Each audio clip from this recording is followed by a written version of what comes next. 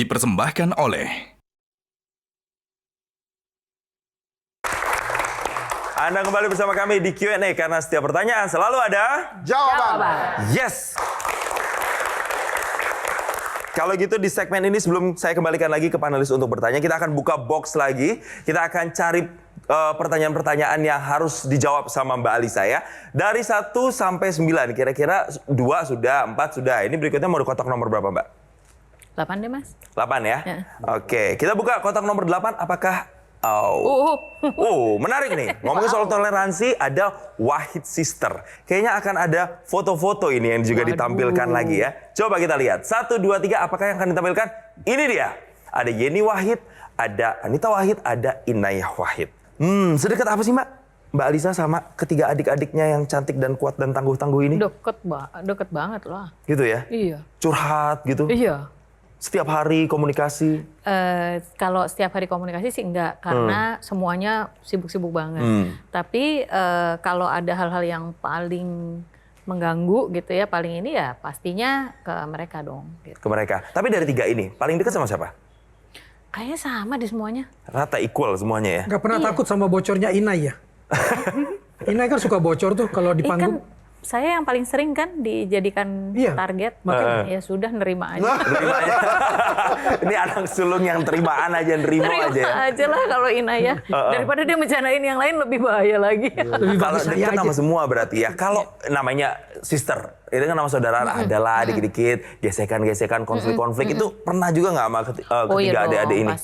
Pasti pernah. Pernah juga. Terus kalau udah konflik gimana tuh nyelesain masalahnya biasanya kalau secara sisterhoodnya? Kalau saya sih ya minta maaf aja. Nah itu enaknya jadi anaknya Gus Dur dan Ibu Gitu ya? Sinta Nuria. Nggak silent treatment ya kayak anak-anak sekarang gitu misalnya, yang lagi ngetren, nggak ya? Enggak.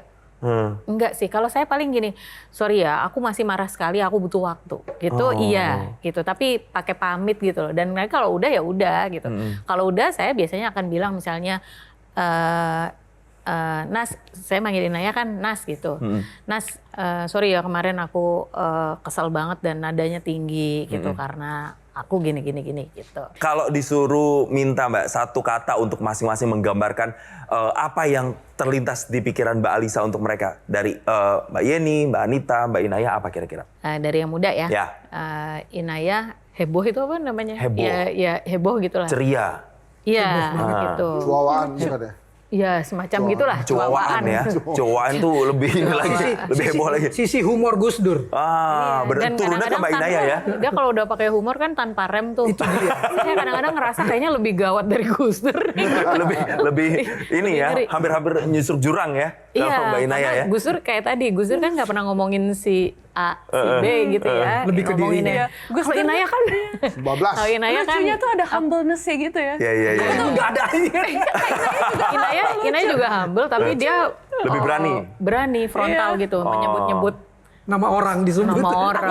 Aku tuh gitu. pernah inget ada salah satu jokes almarhum Gus Dur, punten ya, kalau nggak salah aku inget kayak presiden pertama gila ini, presiden kedua gila ini, Tahu. presiden keempat bikin orang gila gitu.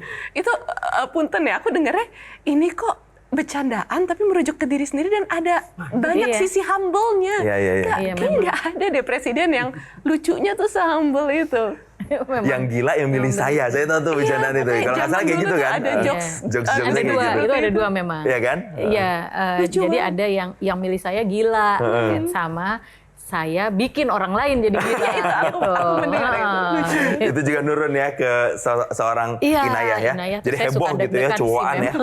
Kalau berikutnya, kalau Ya, Mbak nomor Anita. Itu nomor 4 ya. Nomor 3 Anita. Anita itu perfeksionis dan meticulous gitu. Apa-apa tuh harus tertib. Nah, itu Anita gitu. Jadi kalau sama Anita ya harus hati-hati karena dia tertib sekali gitu. Semua ada hitung-hitungannya gitu ya kalau Iya, sama Mbak betul. Anita ya. Gerakan Nasional Literasi Digital salah satu yang giginya paling tajam ini. Mbak Anita Kalau kita ini ya. melanggar soal kode etik literasi digital, 4 pilar literasi digital ini paling bersuara juga. Salah satu yang strict juga ya. Kalau Mbak Yeni. Yeni politisi. Politisi Jelas. ya. Iya.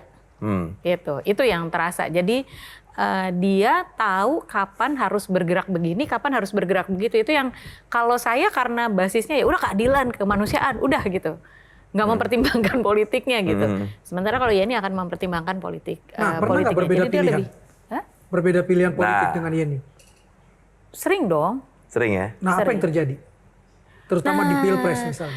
Kalau di keluarga kami kan karena sebetulnya nggak ada efeknya tuh, saya anak sulung itu, saya nggak punya kekuasaan lebih juga gitu di ini, karena Gus Dur sangat egaliter dan kita diperbolehkan memilih sendiri itu loh.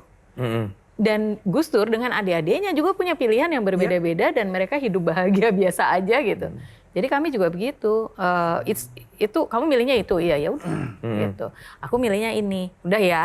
Kita nggak akan saling ngejudge atau saling mempengaruhi, saling memaksa, itu enggak. Gitu. Nggak sampai live grup keluarga kan? Kan banyak tuh kejadian kayak gitu kan kalau mau Iya. pilpres. Termasuk melarang Gus Durian berpolitik. Kalau itu garisnya Gus Durian. Gus Durian tuh kan membuat kesepakatan-kesepakatan. Iya. Setiap 2 tahun kan kita ngumpul terus kita membuat kesepakatan.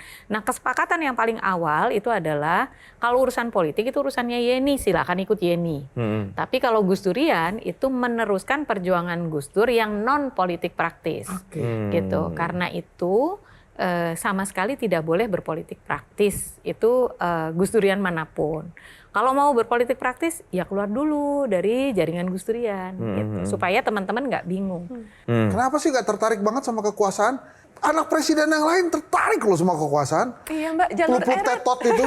Pelupuk tetot. Jalur elit. Perubahan itu ditentukan oleh influence. Dan influence itu tidak selalu ada pada jabatan. Tidak selalu ada jabatan. Kita kasih tepuk tangan. Nggak punya jabatan tapi Ya, punya ya. influence, bisa lebih banyak berubah. Itu yang Hari kita ini- bisa Hari ini dapetin ya. kelihatannya ada fenomena kalau nggak menjabat nggak keren. Saya nggak menjabat, saya tetap menilai diri saya keren. Wah, ini jawaban punchline ya. Singkat saja terakhir dari Mbak Alisa, apa kira-kira quotes atau closing statement yang mungkin bisa kita kasih ke masyarakat Indonesia, terutama di spesial peringatan pergantian tahun baru Imlek ini, Mbak? Indonesia ada karena keberagaman. Kalau tidak ada keberagaman, tidak ada Indonesia. Karena itu menjaga yang berbeda itu tetap dibiarkan berbeda itu penting. Tapi juga kita harus ingat bahwa ada hal-hal yang menyatukan kita. Nah, yang satu itu jangan dianggap berbeda. Kata Gus Dur, yang beda jangan disama-samakan.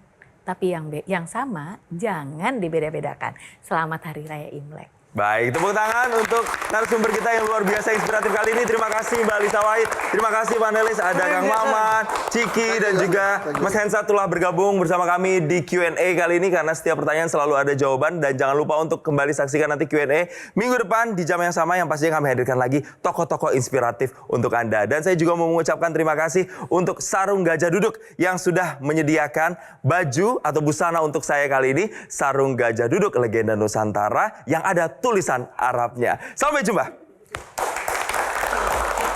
Terima kasih.